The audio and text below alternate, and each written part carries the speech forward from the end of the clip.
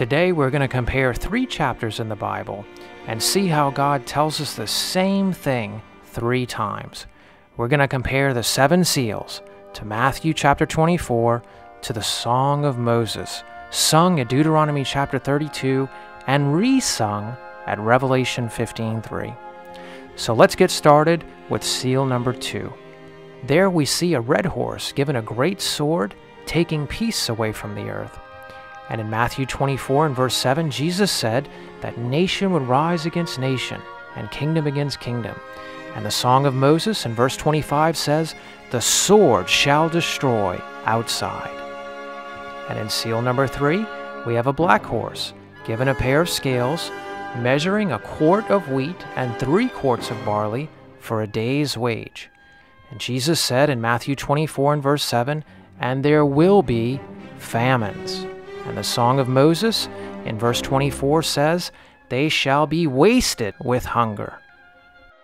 And in seal number 4, we see a pale horse, where death and Hades were given power over 1/4 of the earth to kill with sword, famine, pestilence, and wild beast.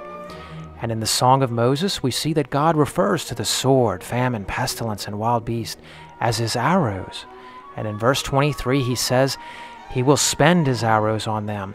They shall be wasted with hunger, devoured by pestilence.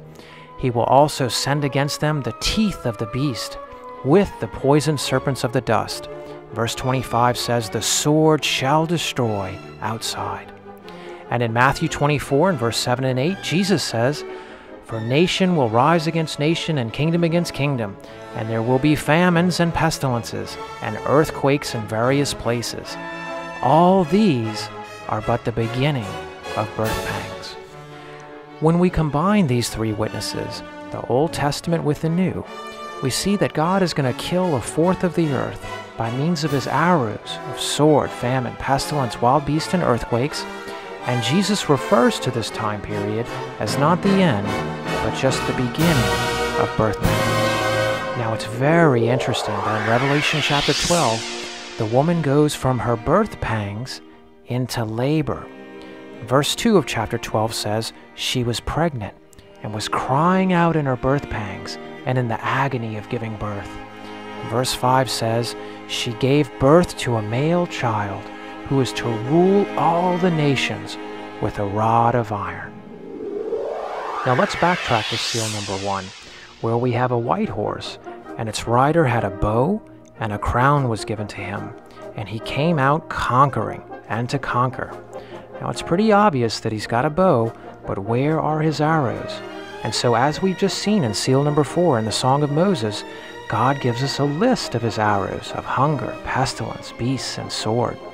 And so in Matthew 24, we also see seal 1's missing arrows of war, famine, and pestilence. And at Ezekiel chapter 5, God provides a second witness of Jesus' missing arrows. And continuing on with seal number 5, we see the martyrs under the altar crying out to God, when are you going to judge and avenge our blood? God tells them to rest until the number of their fellow servants and brothers should be complete, who were about to be killed as they themselves had been. And in Matthew 24 and verse 9, Jesus says, then they will deliver you up to tribulation and kill you, and you will be hated by all nations, including the United States, including the state of Israel, for my name's sake. And in the Song of Moses in verse 43, God says, for he will avenge the blood of his servants and render vengeance to his adversaries. He will provide atonement for his land and his people. And in seal number 6, there we see the kings and the great ones and the generals and the rich and the powerful and everyone, slave and free, hid in the caves and among the rocks of the mountains, hiding from the wrath of God and the wrath of the Lamb. And in Matthew 24 and verse 27 through 28, Jesus says, for as the lightning comes from the east and shines as far to the west, so will be the coming of the Son of Man. Wherever the corpse is, there the vultures will gather.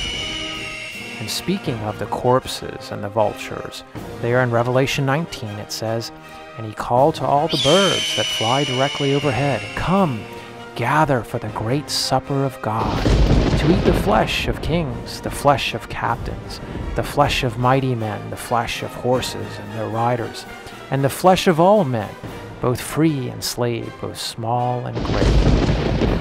And in the Song of Moses in verse 42, God says, He will make his arrows drunk with blood. His sword shall devour flesh with the blood of the slain and the captives from the heads of the leaders of the enemy.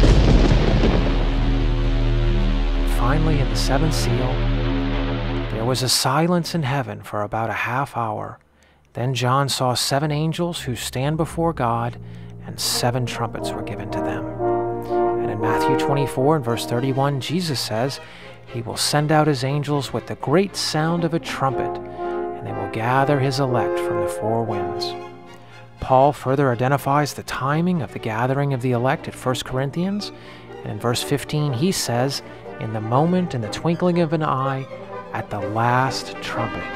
Now it's very fitting that when we go to the last trumpet, or trumpet 7, Paul's words are confirmed.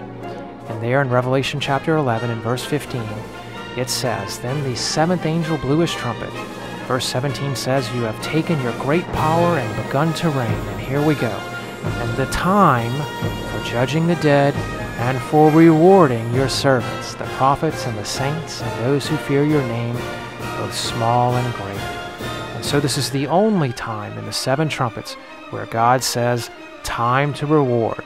So Paul's words identifying the last trumpet match perfectly with God's words found in the last trumpet, or the 7th trumpet of Revelation. If you would like a free downloadable copy of this chart, you can find the link at the top of the description box below. May God bless you with His words, His Spirit, and especially